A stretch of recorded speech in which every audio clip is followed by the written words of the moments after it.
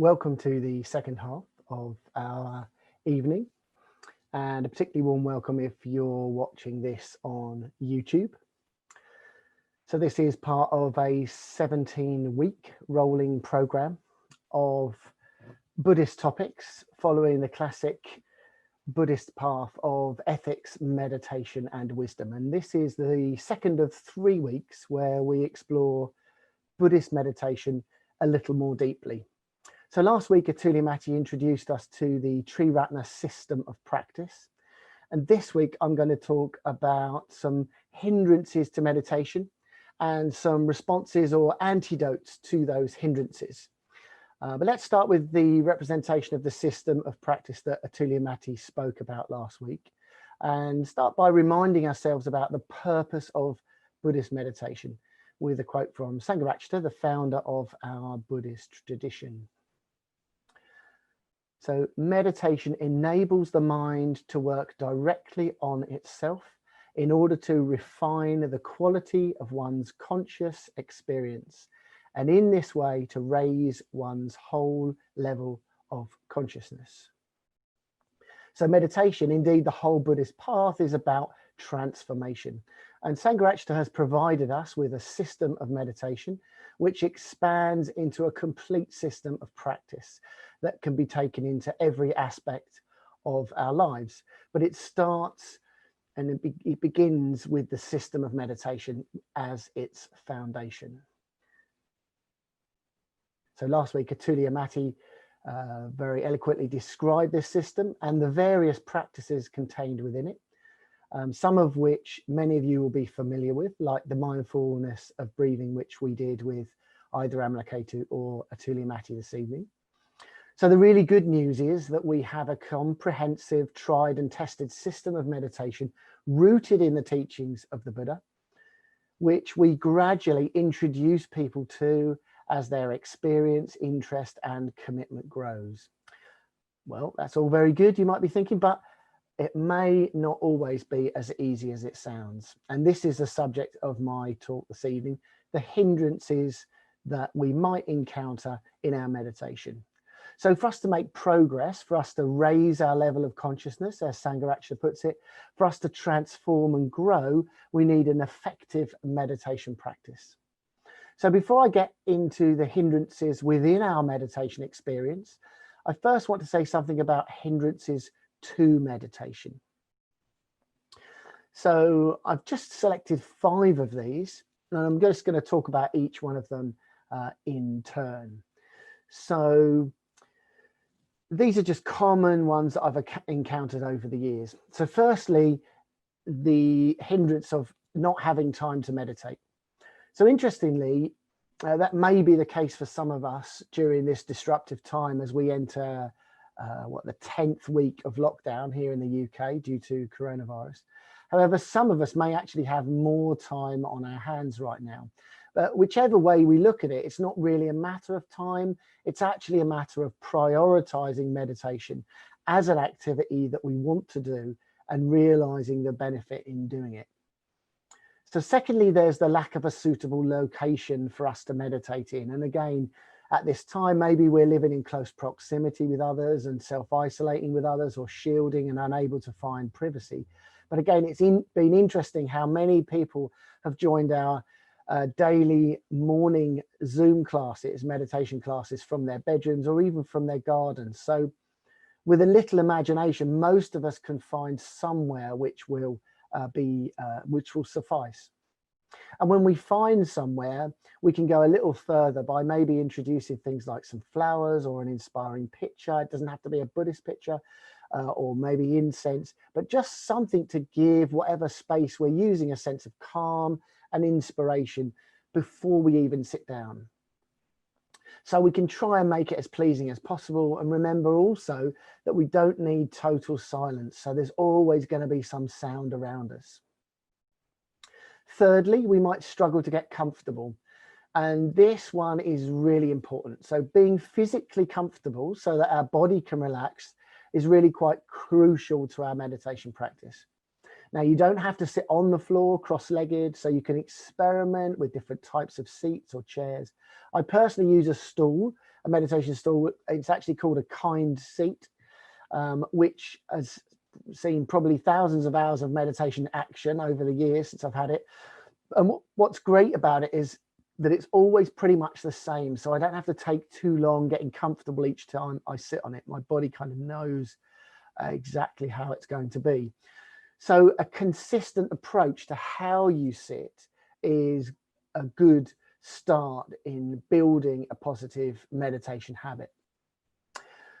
So next challenge can sometimes be overreaching, what I'll call overreaching. So maybe particularly again at this time, if you've started to come to our morning meditations regularly, you might have the aspiration to sit every day.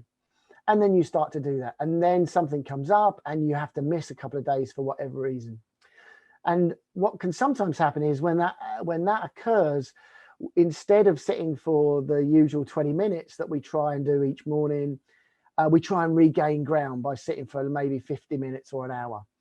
But it's much more realistic and it's much better to set our expectations so that we can meet them. So setting realistic expectations, such as sitting for 15 minutes every day at roughly the same time each day, rather than doing not very much in the week and trying to cram in some really long periods of meditation at the weekend. So it's much better to be regular. So again, be realistic about what you can achieve and what you can fit in, and be kind to yourself if you miss a day here or there. And finally, we can actually try too hard in the practice itself. So meditation is an art.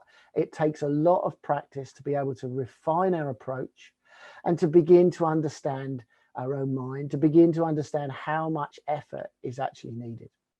If we apply too much effort, we can find ourselves being drawn into distractions that encourage us to do something with our minds that on the surface seems much more interesting and actually easier to do. I'll say more about that in a moment. So we need to be careful that we're not becoming too willful in our practice. You'll hear all of our meditation leaders encouraging you to relax your body and ground your experience within the sensations of the body. So look out for tension and tightness when you're meditating, because these can often be a sign that we're actually applying too much effort. So that's before we even get to meditating. So now let's look a little bit about the meditation experience itself. So I'm going to speak very briefly about the traditional list of hindrances which come to us from the Buddha several thousand years ago. But before we look at the list, I wanted to say something about hindrances in general. So all hindrances either drain or scatter our energy, which prevents us from developing deeper concentration, and it will certainly stop us from raising our level of consciousness and experiencing higher states of consciousness, which is the subject of the talk for next week. So I like to think that hindrances are like the weeds in the garden of our mind. So we need to be constantly attentive to spot them starting to grow. Unless we do something about them, some of them will start taking over. So I'm growing a lot in my actual garden at the moment, but here we particularly suffer from ground elder and bindweed. And these are both really persistent, fast growing and invasive. So I need to keep on top of them, otherwise they'll just choke and completely dominate anything else and everything else in the garden. And sometimes our hindrances in meditation can be like this if they're not recognized and dealt with. So let's take a look at the classic list of traditional hindrances. Again, I'll talk about each one of these. So we have sense desire, we have ill will, sloth and torpor, restlessness and anxiety, and doubt. So we'll start with sense desire. So this is really a desire or a craving for sense experience. And again, currently, many of us have a lot of scope for this being a hindrance in our lives. We may well be craving for the experiences that we're missing, seeing our family, friends, going out, doing what we want to do. So there's lots of opportunities to feel unsatisfied in our day-to-day experience. And we can even get a sense that there's something missing from our life. So we can end up distracting ourselves with all sorts of things, including our phones and gadgets, obsessing over the news, watching box sets, food, or even exercise. But essentially, we're just craving for a sense experience and wanting an experience that we're not currently having. And in meditation, this can follow the same pattern. So we may experience this initially as boredom. So just not being interested in the breath. Or for those of you who've done the Metta Bhavana practice, just not interested in the person that we've brought to mind in that practice. So our mind goes off to fantasize about food, entertainment, sex, or a project that we'd like to be getting on with. So I'm not talking here in terms of actual pleasurable experience in meditation, which I'll say more about next week. This is actually more of a craving sort of desire that can't be fulfilled within the meditation itself. So the second one is ill will. So the language are the sort of translations that the closest translations to the words used in the Pali Canon, the ancient texts that have come down to us from the Buddha. But when we talk about ill will, lots of flavors of that: aversion, irritation, resentment, distrust, anger, frustration, a whole load that we can list. So again, in our current changed circumstances, this one can be easy to miss and even become quite commonplace.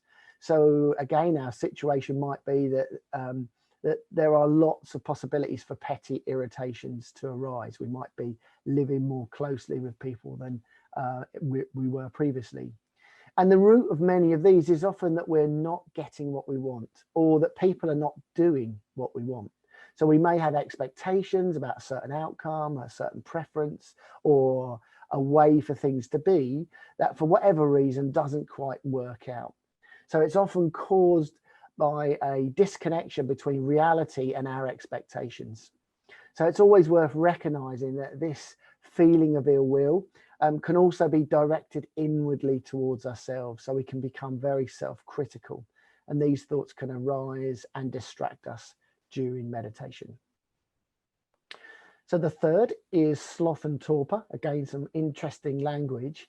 So what we're talking about here is a low energy state where we lack the energy to engage in our experience. So two main types: physical tiredness and a kind of mental stagnation.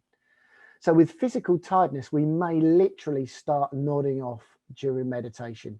So our head starts to drop and we actually start to fall asleep. And if we become aware of that, we can end up using all of our energy just trying to stay awake. And it can be a deeply unpleasant experience. And this can often be my experience in the evenings, as I'm very aware that my energy levels are naturally much lower at this time of the day than they are first thing in the morning.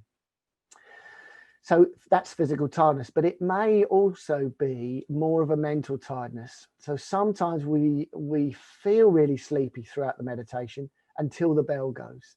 And then when the bell goes, the final bell goes, we suddenly get a surge of energy.